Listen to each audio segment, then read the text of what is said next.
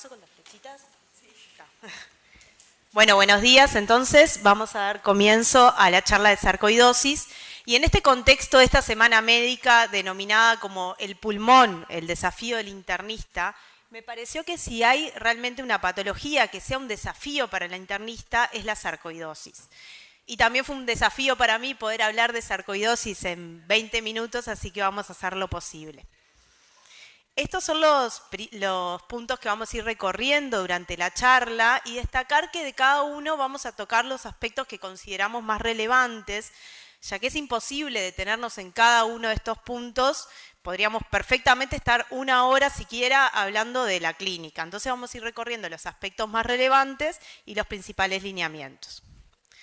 Con respecto a las generalidades, la sarcoidosis se define como una enfermedad inflamatoria granulomatosa sistémica y como ven su prevalencia alcanza 60 casos cada 100.000 habitantes. Como pueden ver, el rango de la prevalencia es bastante amplio y esto es porque depende un poco de la literatura del que uno lo lea. ¿Y por qué? Porque es una patología principalmente cuyo diagnóstico es de exclusión, o sea que es un diagnóstico que es complejo, que muchas veces llega tarde, porque antes del diagnóstico de sarcoidosis probablemente se haya planteado tuberculosis, linfoma, alguna otra enfermedad autoinmune sistémica. Entonces es una patología difícil de diagnosticar. Predomina en el sexo femenino, en torno a los 30 a 50 años, y la mortalidad es menor al 10%. ¿De qué fallecen los pacientes cuando fallecen de sarcoidosis? Es por el compromiso pulmonar severo o compromiso cardiovascular, que es menos frecuente, pero cuando está puede ser la causa de fallecimiento. Con respecto a la clínica, como ven, se repite varias veces la imagen esa del camaleón, porque bueno, es una enfermedad conocida como una enfermedad camaleónica, también conocida como la gran simuladora, por esto que decíamos, la variabilidad de la presentación clínica puede simular entre comillas, cualquier otra enfermedad, entonces es bastante complejo abarcar la clínica.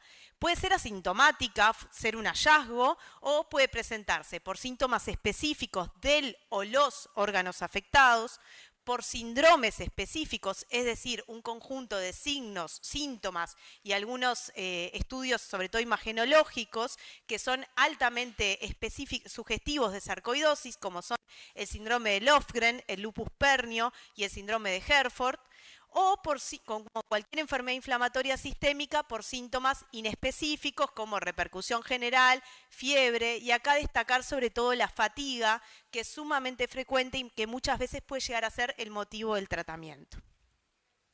Dentro de esos síndromes específicos que hablábamos, tenemos el síndrome de Lofgren entonces, que es la asociación de eritema nodoso, poliartritis, adenopatías periliares bilaterales y fiebre, y tiene un relativo buen pronóstico, una remisión mayor al 50%. El síndrome de Herford, o conocido también como fiebre uveoparotidia, se caracteriza por la asociación de uveitis anterior, tumefacción de la glándula parotidia bilateral por infiltración de tejido granulomatoso, fiebre y puede tener parálisis del séptimo par.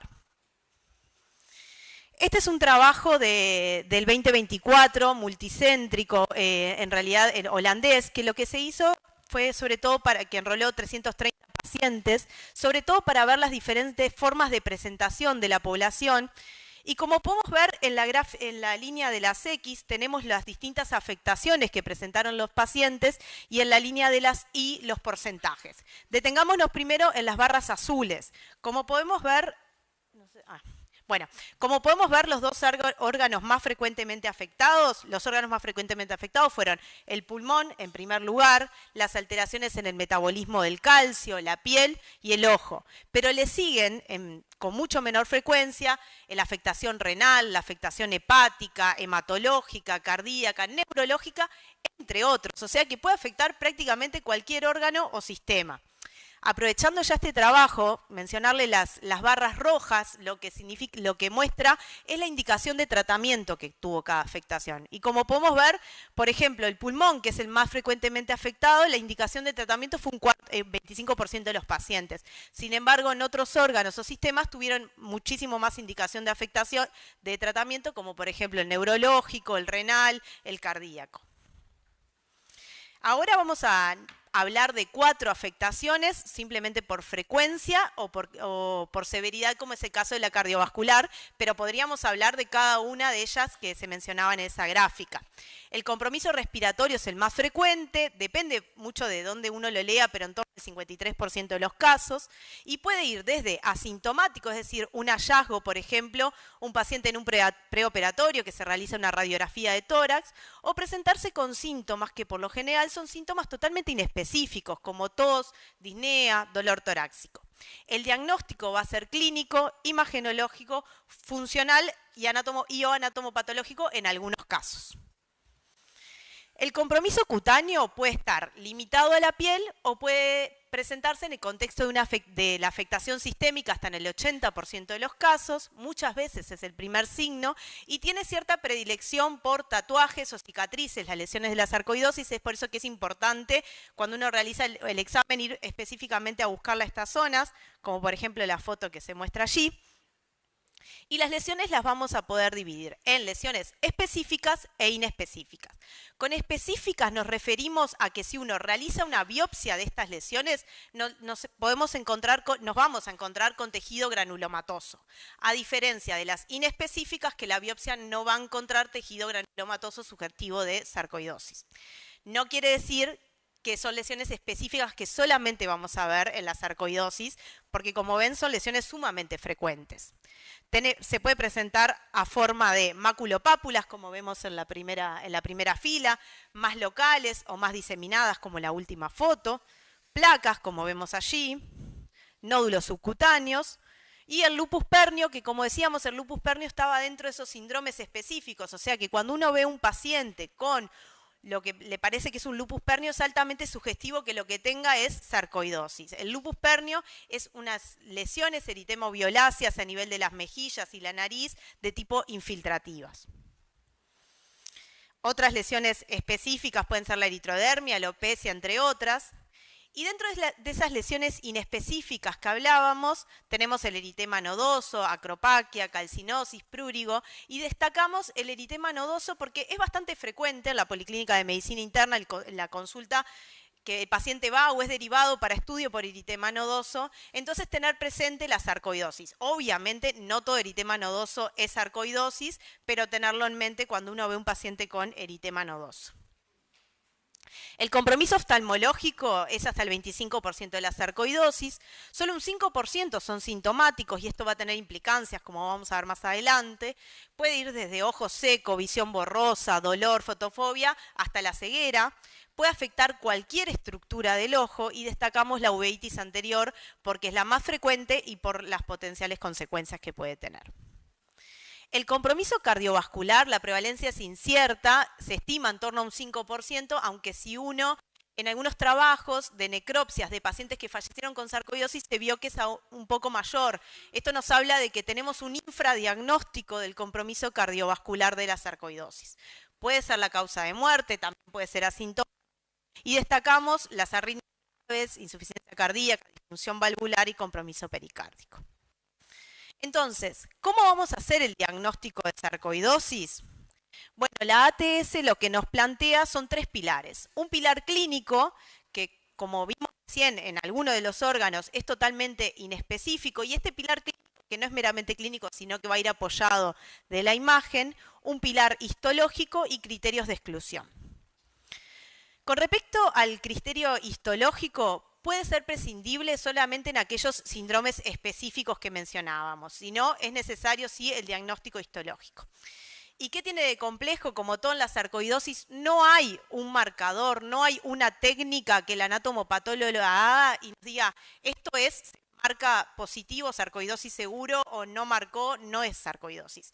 El patólogo se va a basar en una serie de características.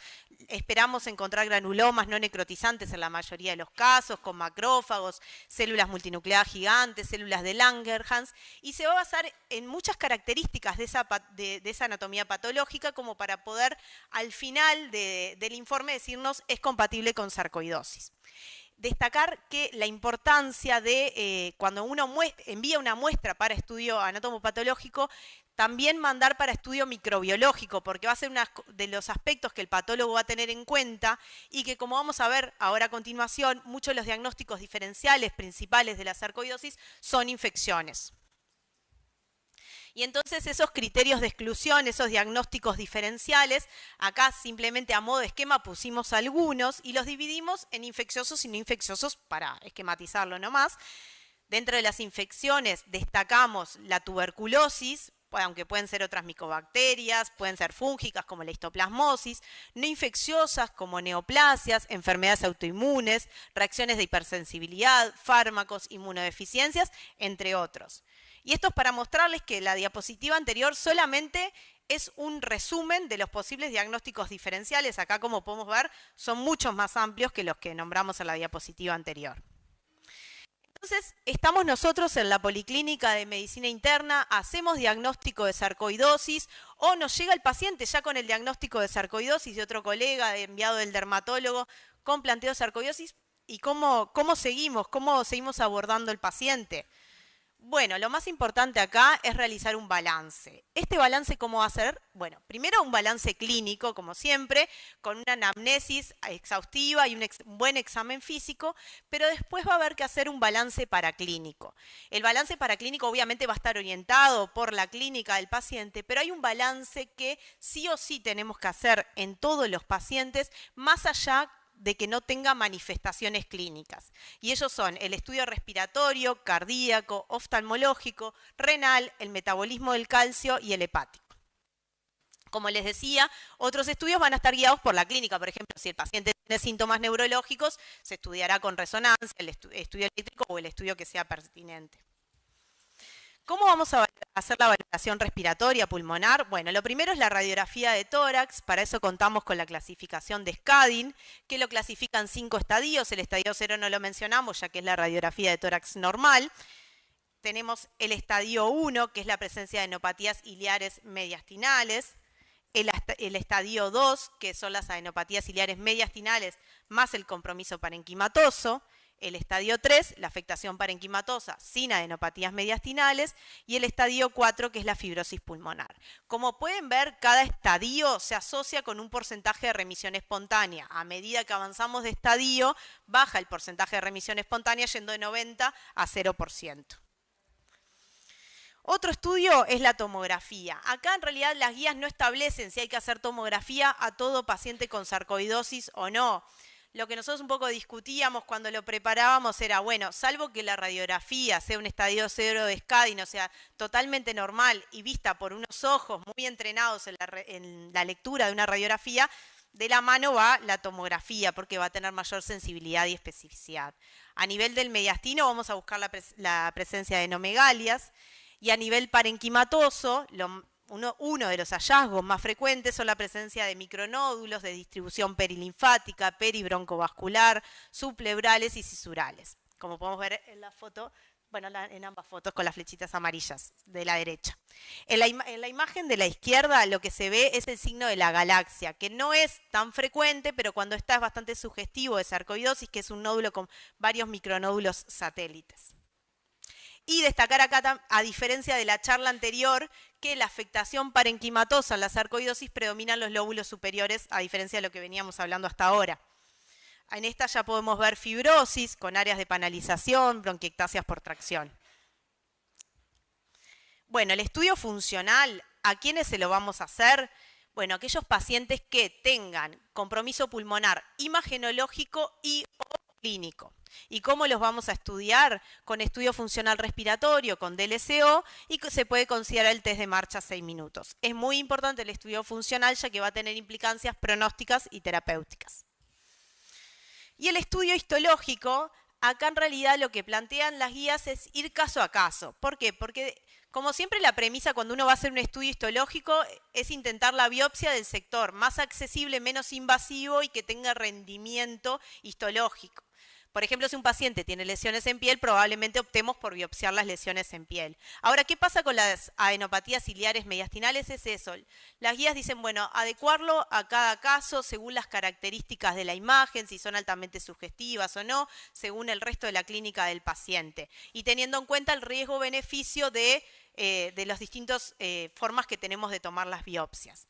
En realidad el trabajo que puse allí abajo no era el objetivo, pero esto se fundamenta un poco en que se vio en algunos trabajos de biopsias de pacientes que se planteaba sarcoidosis, estadios 1 y 2 de Skadden, que se llevaron la sorpresa que las anatomías patológicas, si bien la mayoría era sarcoidosis, en alguna de ellas en realidad nos encontramos en ese trabajo, por ejemplo, de 30 pacientes, había un paciente que tenía carcinoma metastásico. Hay otros tantos que han encontrado linfomas.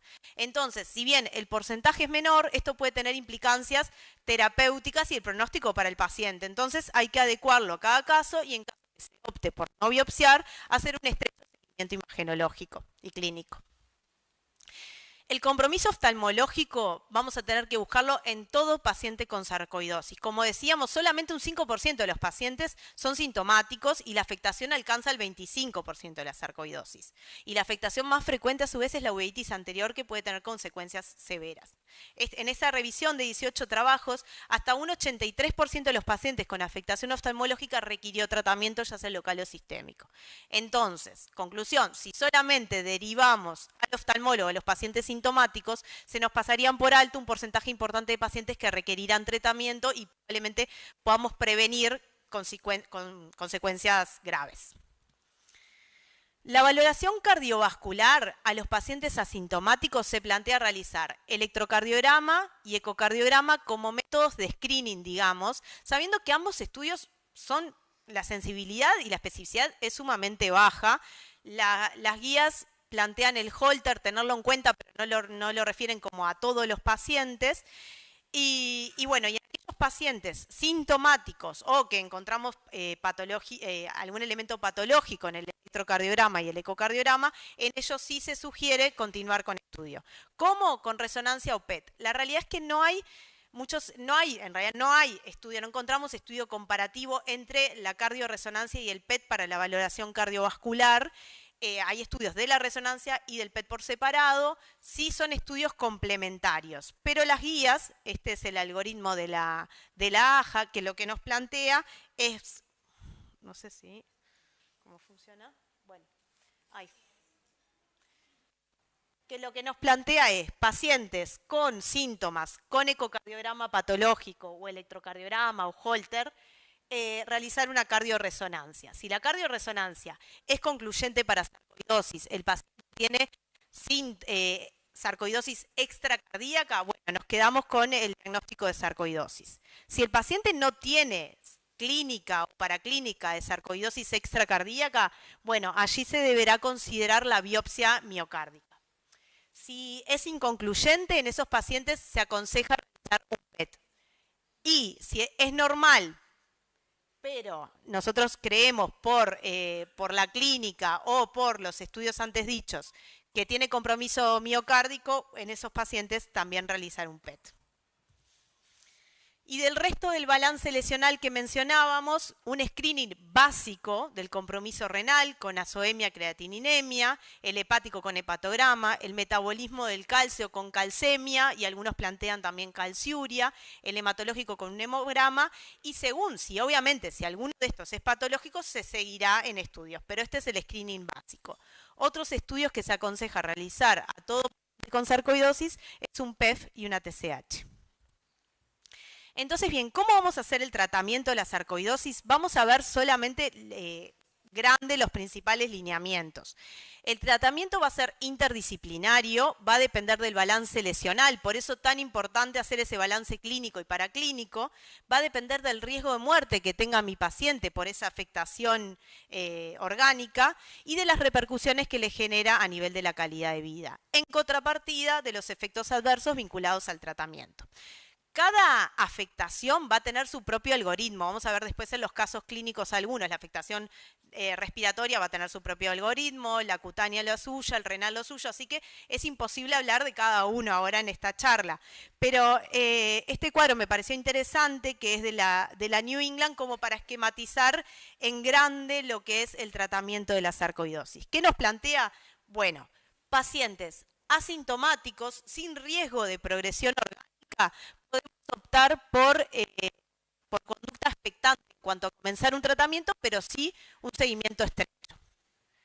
Pacientes que presentan síntomas o afectación en la calidad de vida, pero que no tienen daño de progresión orgánica, bueno, en ellos se puede considerar empezar el tratamiento, que podrá ser con tratamiento local, dependiendo si es oftalmológico, cutáneo, antiinflamatorios no esteroideos. En los pacientes sintomáticos con afectación en la calidad de vida, pero que tienen riesgo de progresión, se recomienda empezar con el tratamiento de primera línea, que son los corticoides, entre ellos el preferido es la prednisona. Y en pacientes que presentan riesgo severo o riesgo vital, comenzar con el tratamiento ya de segunda línea, que son los corticoides, más otros inmunosupresores como el micofenolato, la azathioprina, el metrotexate, entre otros. Y considerar también el tratamiento de tercera línea con los anti-TNF. Entonces, como consideraciones finales para terminar, a modo de resumen, la sarcoidosis es una enfermedad cuya clínica es totalmente inespecífica. El diagnóstico va a ser clínico, histológico y de exclusión. Es sumamente importante realizar un buen balance clínico y un balance paraclínico, que allí detallamos a todos los pacientes, así no tengan manifestaciones clínicas.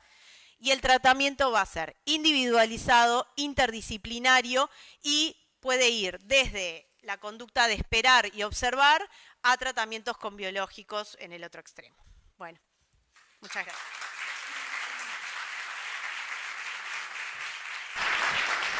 Muchas gracias, Cecilia. Primero por tratar de simplificar una enfermedad tan compleja y darnos un pantallazo general de esta entidad. Uno parece que queda un poco preocupado. ¿Cuántas sarcoidosis deben haber pasado por mi vida sin haber ni pestañeado yo y no haber diagnosticado? Entonces, lo que vamos a intentar hacer es, a través ahora de los casos clínicos, ejercitar a ver qué herramientas tenemos como para diagnosticarlo. Para eso les proponemos